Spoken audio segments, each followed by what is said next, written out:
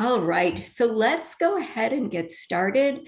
My name is Sally Duplantier. I am the host of Wellness Wednesday, and I am also the founder of a company called Zing. My mission is to help people live their best life longer through lifestyle choices that include better nutrition, more movement, better sleep, less stress, and more joy. And one way that I deliver on this mission is through this free Wellness Wednesday program. So I am delighted to welcome back Dr. Evan Parks, and I'll introduce him in a second.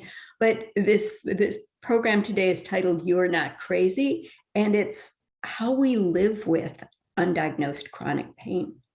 So I do want to mention our sponsor for today, Jim Colvin, and Jim's Gym comes to you. And I really have a heartfelt thanks for our sponsors because it allows us to keep these programs free.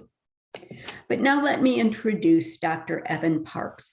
He is a clinical psychologist and he works in patient care at the Mary Free Bed Hospital in Michigan. He's also an adjunct assistant professor. He works at Michigan State, the College of Human Medicine. And I read his book about a year and a half ago. It's just excellent. It's called Chronic Pain Rehabilitation, Active Pain Management that helps you get back the life you love. And I highly recommend it. I'm going to be sending a link as well. And then he's also the creator of a pain rehabilitation blog for Psychology Today. And I had actually read a blog called You're Not Crazy that he had written, and that's what inspired today's presentation. So Dr. Parks, a warm welcome to you. Thank you so much, Sally. It is very good to be back with you again today. Yes, I'm delighted that you are here as well. So we're going to do this presentation kind of interview style. I have a few prepared questions for Dr. Parks, and we're going to share a few slides. And then the last 10 minutes, we're going to open up to questions. So as we're going, if you have questions, go ahead and type them into the Q&A. That would be great. All right, so let's just get started with kind of an understanding of the terminology. What is undiagnosed chronic pain? You know, when I started working in pain rehabilitation, Sally, I was really surprised at the number of people who came to the rehabilitation program where I work, having already gone to many, many different types of pain treatment programs. And we did a little informal survey of our patient population and found that on average, our patients were already being treated or already had been treated by approximately 12 different pain intervention programs by the time they got to us. And many of those people, even though they've been through this gauntlet of treatment and failed treatment, we're still unclear, well, what's wrong? You know, sometimes even exploratory surgery is done in order to find a cause of pain, only to lead a person to then have pain related to that surgery. Mm-hmm. You know, so the picture of what's going on with a person who has chronic pain can be difficult to understand. And so one of the things that really struck me was the group of people in our program who had fibromyalgia. So we'll talk specifically a little bit about that later in our discussion maybe, but people with fibromyalgia, they have widespread pain. They have specific areas of their body that sometimes are more affected than others. It affects their mood and their energy level, sleep, and it's this subgroup of pain patients, I think, that really get the brunt of, well, we can't find anything wrong with you. But add to that the number of people who have back pain without any real clear diagnosis, people with headaches, migraines, you know, what mechanically is going wrong or neurologically is going wrong. There aren't really clear answers for many of these situations. So that had led me to this really interesting dilemma of talking with people about how we're going to help them, and we're not going to focus on specifically what your diagnosis is. And that's a disconnect for people. It's like, well, how can you help me if you don't focus on what my diagnosis is? And what we go into, Sally, is this discussion of, well, what's wrong with your nervous system, so that regardless of what's happening with you, your brain is triggering this pain response because it detects a threat. And so I use a really simple illustration. And if the audience is watching the monitor and they can see this couple who have, hands that are held here, I'll ask people, I'll say, have you ever had the sensation of pleasure from your hands? And people, well, of course, holding a baby, petting a newborn puppy. We have a puppy in our home, and touching that little puppy is just a joy. And so we experience pleasure from our hands. So I'll ask people, well, do you have pleasure sensors in your hand? And not many people know how to answer that. And the answer is no, we don't have any pleasure sensors in our hand. We have information that comes from our peripheral nervous system that goes to the brain, but the brain has to figure that out. Well, what is that? Is that pleasure? Is that pain? Is that a tickle? Or is that just something that's different? And so what we'll get into today is, when we're talking about chronic pain and undiagnosed chronic pain, we're really talking about a nervous system that isn't functioning the way it should. And when it's not functioning the way it should, Sally, regardless of what's happening in some area of the body, the brain looks at that information that's coming in and says, oh, that might be a problem. Let's protect that person by producing pain. So that's where we get started. And people right from the beginning of our program are like, wow, this is not the way that pain has been explained to me before. Yeah, you're right, because we're always trying to find the source and then fix that. If I have a bad knee, or if I have a migraine, what pills, what darkened room, etc. So, however, a lot of us are going in search of finding that reason for that. And I'm sure many people on the call, including myself, have been told, well, we've done a lot of tests, but there's nothing wrong with you, or it's inconclusive, we can't figure it out. Like, what happens to us as patients when we're told this?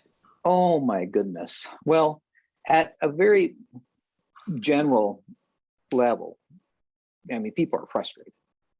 But more specifically, I think people feel very disrespected because they know their experience. They're not making this up.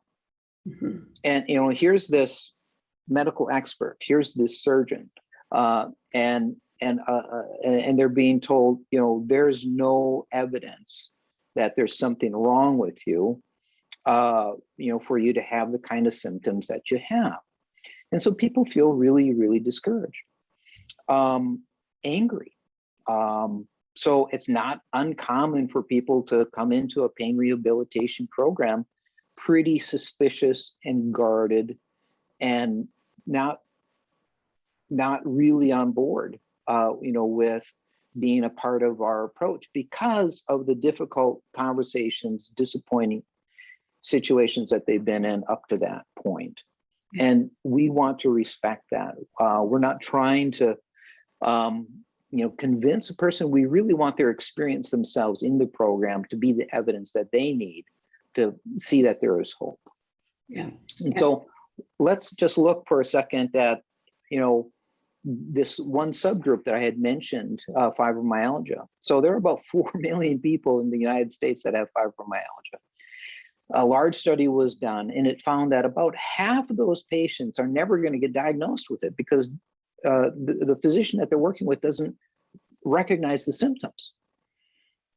So it's these people, many times for 10 years, they've been going from doctor to doctor, looking for different ways to approach their chronic pain, being given different diagnoses by each different specialist that they've seen, but still not getting to the kind of the root issue of what's going on, that they would have this. So by the time they're coming to our program, once again, they're discouraged. And I know we have a slide where we get into a little more detail about fibromyalgia, but just at a high level, can you give us, like, what exactly is that? Sure, that's a great question. So when you have heard in the past, it was more of a popular term, less so today, but chronic fatigue syndrome. Mm-hmm. So chronic fatigue is an aspect, often an early phase of fibromyalgia. So people have widespread sensitivity to pain. So a hug or a light touch or a bump will cause pain. There are often very specific spots, sore spots, that are more sensitive to pain than others. The pain location will move, from one area of the body, one side, up or down, it will move. And these kind of symptoms are very consistent within the fibromyalgia group of patients. And so there are probably no two patients that have exactly the same group of symptoms all at the same time, but over time, they have this kind of cluster of symptoms all together. So it affects their mood, it affects their energy level, it affects their joints. Their joints are aching, their muscles are aching, their skin is sensitive. Those are some of the characteristics of fibromyalgia. And yet it oftentimes goes undiagnosed, and these patients here, well, we can't figure out what's wrong with you. Right. Yeah. Right. So you talked at the very beginning about, or in your blog, I remember this, you called it "You're Not Crazy." And you said that oftentimes people are prescribed antidepressants. So how in the world do antidepressants help people with undiagnosed pain? Well, they may not help, in part because if the doctor is viewing the depression as the cause of the person's physical distress, they're not seeing the right relationship. It could be that the physical distress that a person is experiencing is causing the emotional distress. Mm-hmm. So when a person loses sleep consistently because of their chronic pain, it's going to affect their mood. It's going to affect the brain chemistry that they have. Mm-hmm. So it's not necessarily harmful to have an antidepressant if a person has chronic pain, especially if they have mood changes and sleep changes, appetite changes. That antidepressant might be very appropriate and helpful to some degree. But in terms of addressing the underlying issue of their chronic pain, no, an antidepressant is not going to get to that. But what I listed here in this little sequence of events with fibromyalgia, it starts with this tiredness and it goes on to exhaustion and joint pain and tender spots.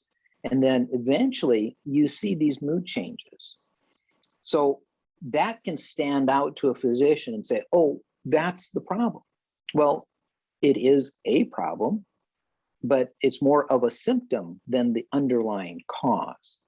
So that is helpful. It's relieving for a patient to hear from our perspective at our pain rehabilitation program that yes, depression exists maybe in your situation, but let's try to give you some tools to manage your pain and see then what happens with your depression.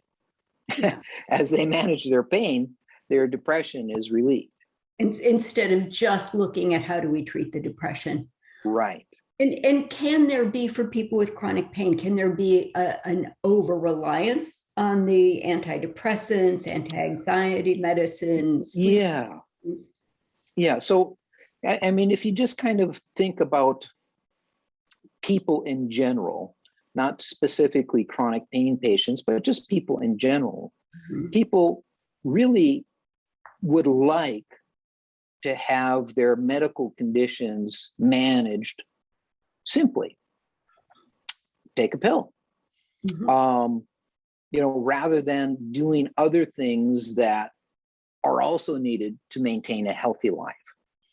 Yeah. So whether you're looking at diabetes or heart condition or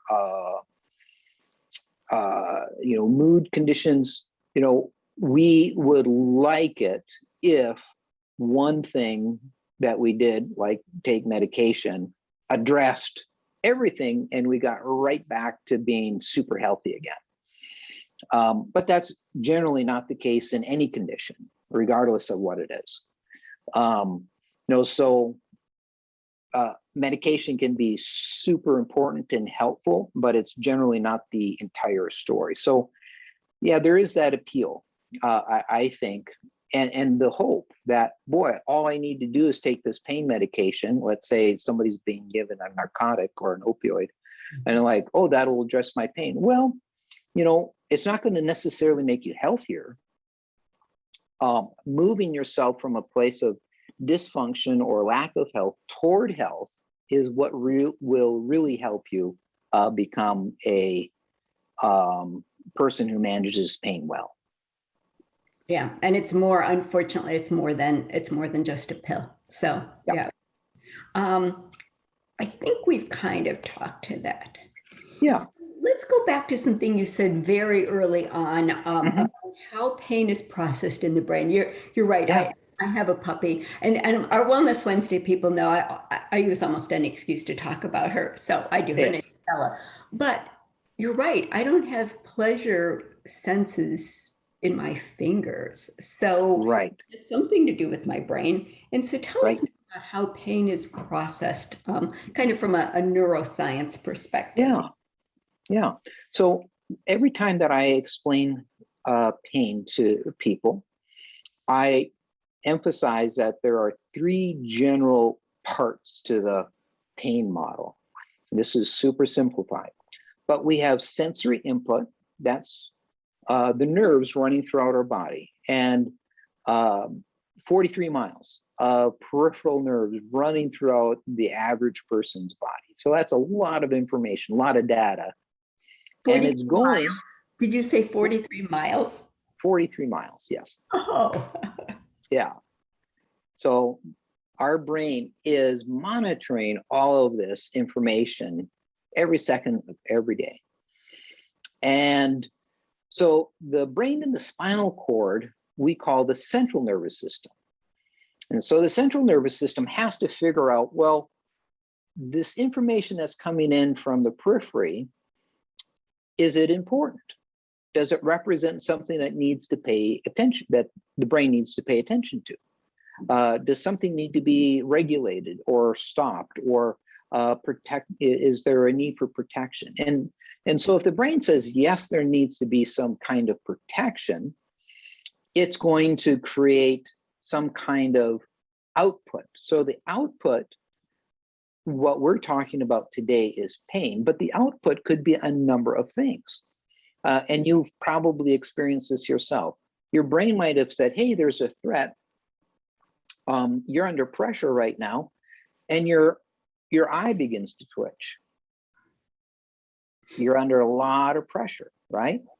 You could have had something really unfair happen. You could be extremely angry. And you have muscles that are cramping. You could have a stressful event happen that's near traumatic. It could lead to dizziness. It could lead to passing out. It could lead to a non-epileptic seizure. It could lead to an asthma type attack. So the output is the brain saying, how do we get this organism's attention so that they don't keep going down the same road here and put the whole system into danger? So pain is one of those outputs that is potentially protective. And so when we're talking about chronic pain, we're talking about a kind of protection that the brain is doing that isn't necessarily protective. We're not any better off for it. And so I use a very simple illustration here. This might look familiar to some people. It is a light that's on the back of someone's home. It's a floodlight that has a motion sensitive device. So this motion sensitive device works in the evening, in the night. A deer walks through the yard, boom, that motion sensitive device picks up that movement and it turns on the light. You look through the window and you go, oh, there's a deer in the yard, and it's working. Well, our nervous system is pretty much like that. The peripheral nervous system, that's the motion sensitive device. And then, that information has to get processed by the brain, and then the brain producing, protection would be the light. That would be the output. So picture this. You're sitting in your living room, it's dark at night, you're just reading a book, and the picture window is open, the shades are up, and all you see is darkness. And all of a sudden this light comes on and you look outside and say, oh, what's there? And there's a single leaf tumbling through your backyard. If that were the case, you'd go, oh, my motion sensitive device and floodlight are not working right. Now, the mistake that we make is to think that it's the light bulb's fault, right? And so relating this back to chronic pain, rather than focusing on the nervous system that's producing the output, we focus on the output. We focus on, how do I stop that pain? And so that would be equivalent to putting duct tape over the top of the floodlight in order to fix the problem. The floodlight isn't the problem. The problem is really this nervous system that's overreactive. Okay, it's starting to make sense. However, I mean, I'm getting it. I'm hanging with you on this. But then, like, if somebody has a bad back or somebody has a bad knee or migraine, I mean, it still feels like pain. So what's causing that sensation of pain? Okay. So I'm going to use one more really quick story. Okay. And this will make sense. Most people have gone through this who are parents. So a parent at one point in their life had no children. So they were either single or not married or didn't have children. And a young couple without children, every night they go to bed, their nervous system is listening, monitoring smells and sounds and sensations and temperature. And their nervous system is set. And then all of a sudden, the new baby is brought into the home once that event happens. And this exhausted couple goes to sleep. But now their nervous system is no longer the same, right? Their nervous system has a different setting. Mm-hmm. And it says, anything that you hear that's suspicious while you're sleeping is a potential threat. And so as they're sleeping, they hear this teeny little rustle of noise. Their brain does, right? They're not conscious of it, but their brain is now super sensitive. And they hear this little rustle of noise, and these two people pop out of bed, a wide awake, like they just drank 2 cups of coffee, right? Because their nervous system is now reactive to this. In 6 weeks, what happened with my wife and myself, with our first child, my wife said, I'll start getting up with the baby. My nervous system shut off. Mm-hmm. I went back to sleep. And I would ask her in the morning sometimes, Sally, oh, how was it last night? I didn't hear anything. And she would look at me so disgusted. How could you not hear anything? Right? My nervous system recalibrated to its original condition. So when somebody is experiencing pain, their brain is recognizing that there's a threat, but it's probably set in a setting that is now too sensitive, so that regardless of what happens, the brain continues to produce this protection. I'm starting to get it. And is it possible because we know, let's say we know we have back problems. I do not, but I'm Yeah, pretending here to have, thank goodness, back problems. And because let's say I'm consciously aware that I tend to have back problems, does that almost make it worse? The cognitive thinking it about can. the problem? It can. Why don't we jump ahead to look at this? So when our brain is producing pain, that's something that we have to look at. Like say that back is going boom, boom, boom, radiating all this pain, right? So we teach people to look at that like a smoke alarm in a house. Smoke alarm is going off at one end of the house, you're at the other far end of the house. So the smoke alarm is going off. What do you know for sure? Well, actually nothing. You don't know what's going on. You don't know if there's a fire or there's not. You don't know if there's smoke or there isn't smoke. You don't know if it's malfunctioning or it's not. But we assume, oh, because I have this pain, I am in trouble. And then we protect ourselves. And the more that we protect ourselves, the less we do. The less we do, the less we can do. Because as we restrict our movements, restrict our activities, we lose strength, we lose endurance, we lose blood flow, we lose flexibility. All we need to do to induce pain in a person who is absolutely healthy 100% is have them lay in a bed for 3 days. An absolutely healthy person who lays in bed for 3 days will develop widespread pain throughout their body. Wow. And yet that's oftentimes what a physician might prescribe, bed rest. Right, exactly. Yeah. So you've brought up this concept before around danger versus Yes. safety, and Yeah. pain can be a good thing because it's telling me, hey, there's something I need to pay attention to. Yes. But it may be kind of overactive. So Yeah. how does the brain know if something is dangerous or safe? Well, our brain is quite ingenious. It collects information. And there is a hearing that's held in the brain, and evidence is presented by two sides. And the lawyer for threat is collecting what we call danger in me signals. So DIM, danger in me. And so some of the classic things that we hear people say as they come into our program, well, look at my x-rays, look at my MRI. My doctor said this is the worst back he's ever seen. My doctor said he's surprised that I can hardly, surprised that I'm still walking. I take all of these medications and these medications hardly help me. So therefore, I have such a difficult pain condition that it's not going to be possible to bring about change. I've lost all these activities that I used to enjoy. I'm using a cane now. I'm using a walker now. So all of these things become danger in me signals, evidence that there's something wrong.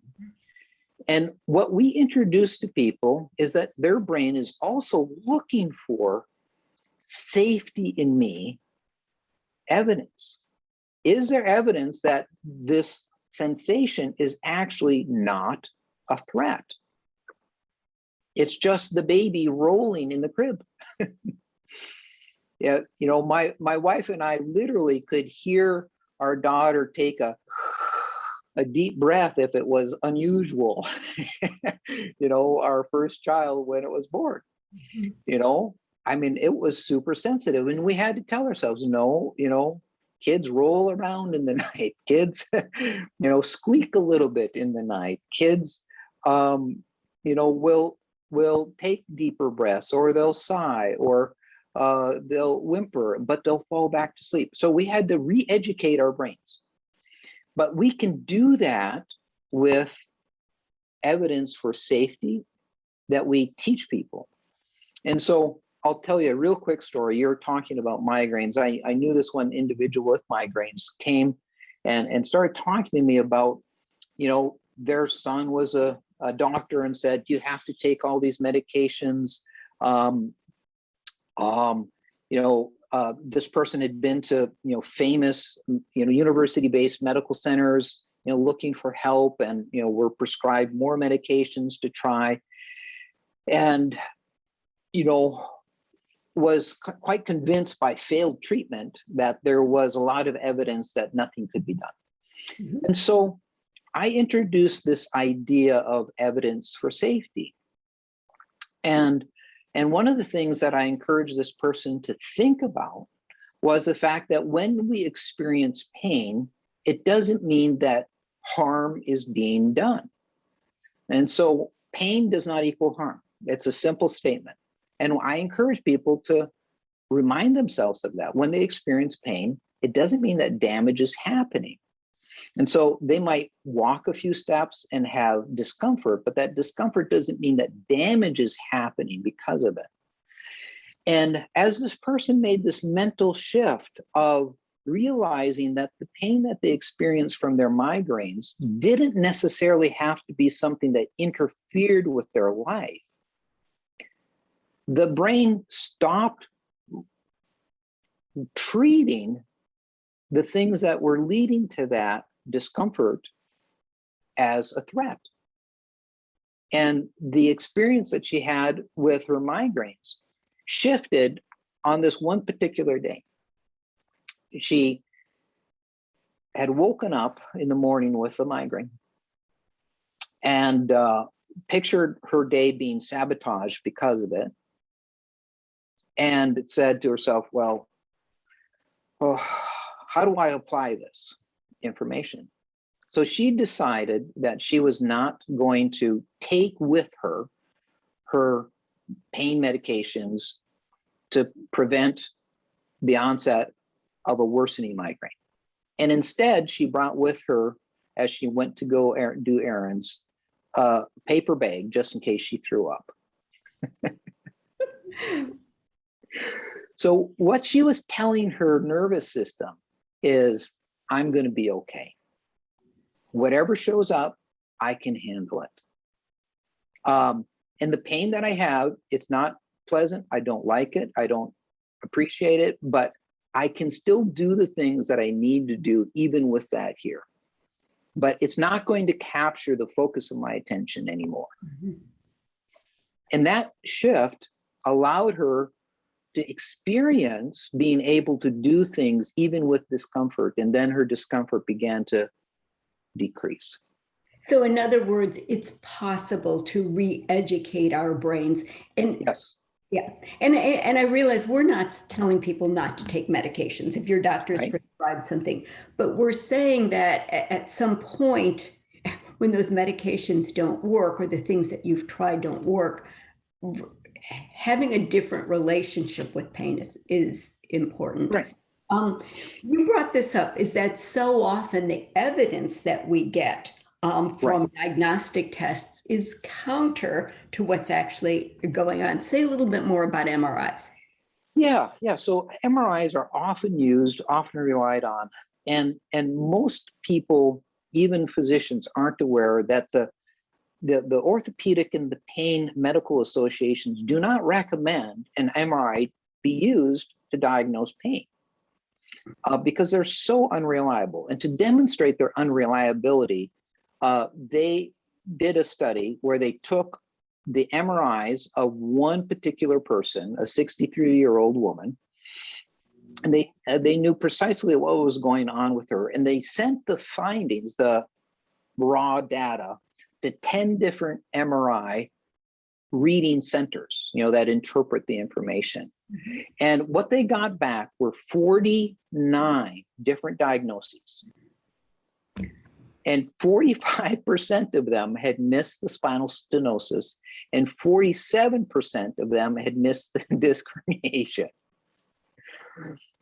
So we want to encourage people. It's like an image or a scan is not giving us the information that we need about this nervous system that's overreactive.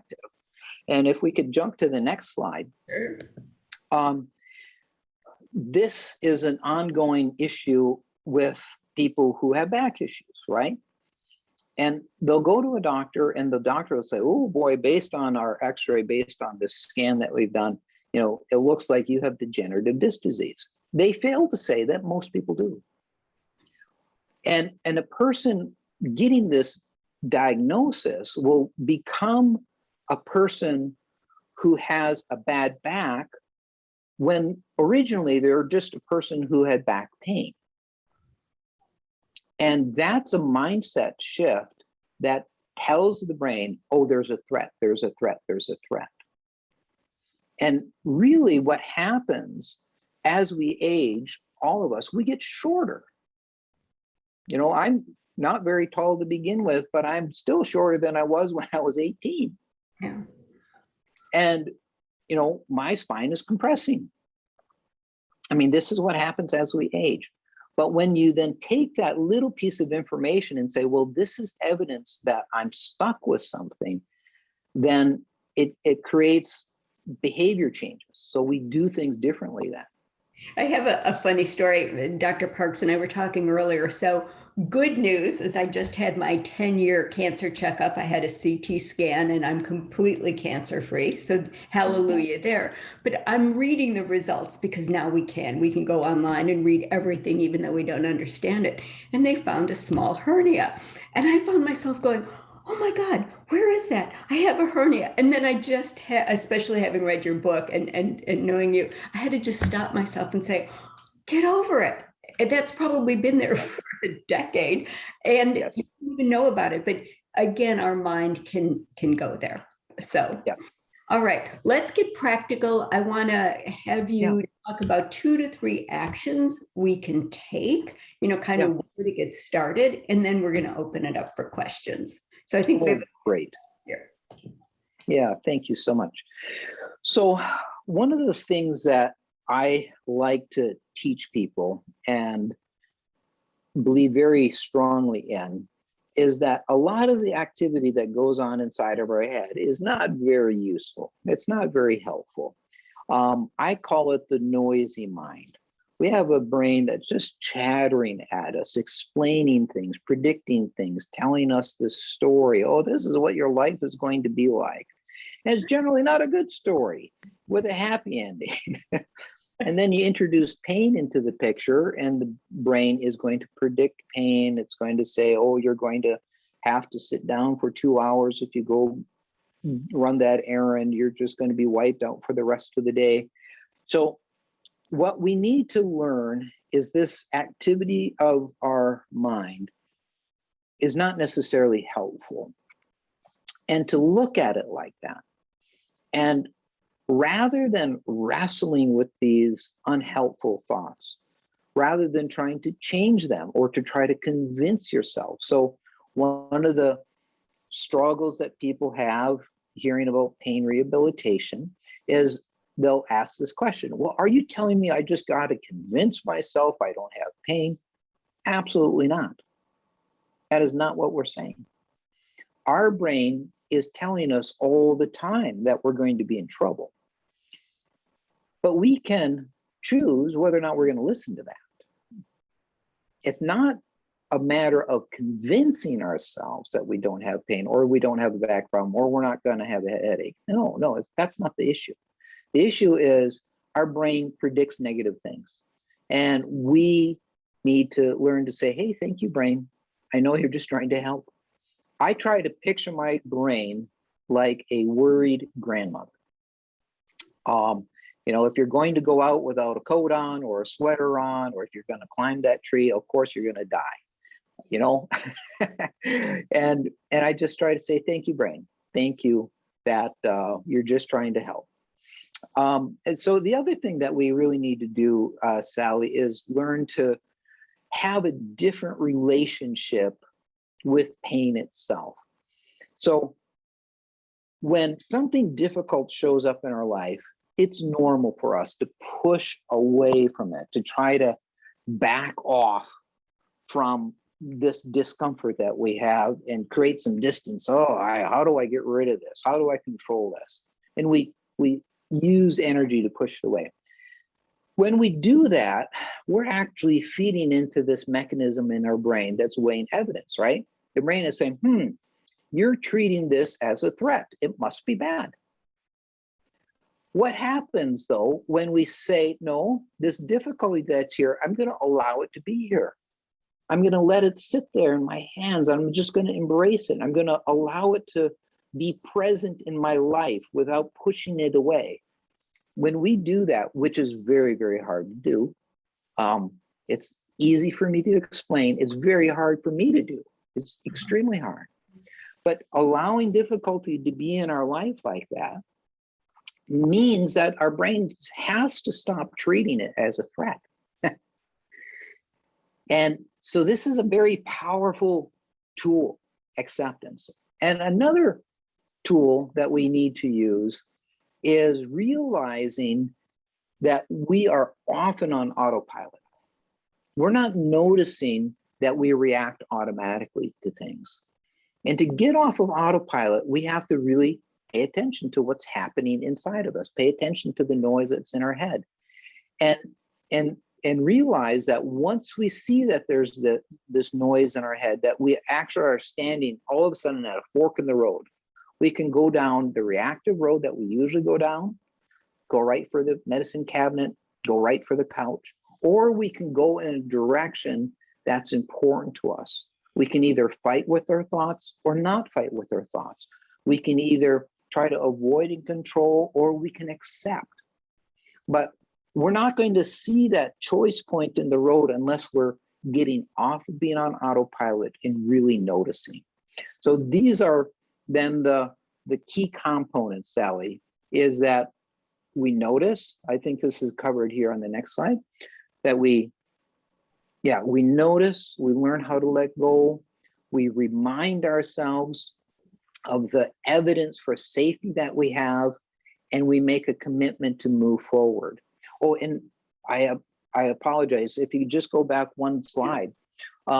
One of the things that I ask, what I call is my magic wand question. I really like this. I ask people, if I had a magic wand and I could eliminate your discomfort, and from this moment forward, you didn't have it anymore, what would you do with yourself? And people began to tell me who they'd spend time with, where they'd go, what hobbies they would revive, what their attitude would be around their family, their friends, their coworkers, how they'd approach the day. And then I asked them, well, of those things that you listed, is there anything that you could start doing right now that's on that list, even with the discomfort that you have? And I've never found a person who said no. There's always something that we can begin to do. And what is amazing, Sally, is as we begin to move in that direction, again, it's evidence for safety for the brain. And the brain says, there must not be this threat associated with this discomfort or this challenge, this information that we're getting, because this person's so successfully moving toward what is important. And so I picture this whole process of moving forward as we bring our stuff along with us. We don't try to get rid of it. Yeah. Yeah. I'm going to share this one last slide here, and I want to let people know that I'm going to be also sharing this in the follow-up email. Dr. Parks has generously offered for anybody who contacts him, if you're at a place where you need resources, you need to find out where to go for additional help, if you contact him here at info@painrehabsource.com, he will do his best to direct you to somebody, another provider who might be able to help.